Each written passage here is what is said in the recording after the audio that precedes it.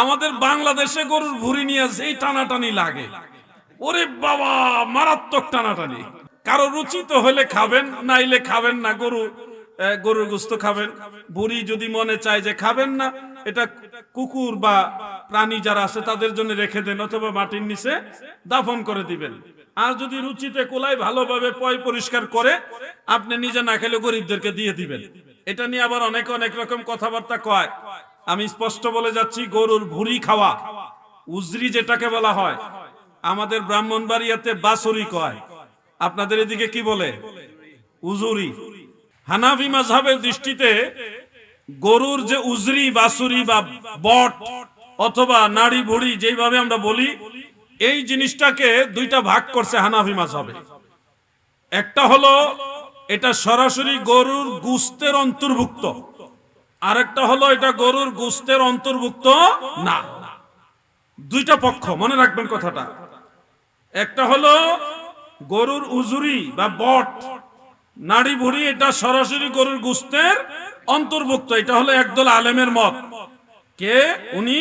ইমাম আবুল হাসান কারখি রহমতুল্লাহ আলাইহির, কুফার ইমামে আজম আবু হানিফা রহমতুল্লাহ আলাইহির যে বাড়ি শহর, সেই এলাকার আলেমরা, বড় বড় ইমামরা এই মাসালা দিতেন যে উজুরি, বট বা নাড়ি ভুঁড়ি এটা গরুর গোশতের অন্তর্ভুক্ত, অতএব এটা গোশত হিসেবে হালাল। এটা হলো ইমাম আবু হানিফা রহমতুল্লাহ আলাইহির শহরের বড় বড় ইমাম যারা, তাদের রায়। আর মিশরের আলেম যারা ছিল তৎকালীন, মিশর কোন শহর? মিশরের বড় বড় মুস্তাহিদ আলেম যারা, ওনারা বলছেন না, এই নাড়ি ভুঁড়ি, বট বা উজুরি এটা গরুর গোশতের অন্তর্ভুক্ত না, গরুর গোশতের অন্তর্ভুক্ত নয়। এবং এটার উপরই রায় হয়েছে যে এটা গরুর গোশত না। কিন্তু গোশত না হইলেও এটা হারাম না।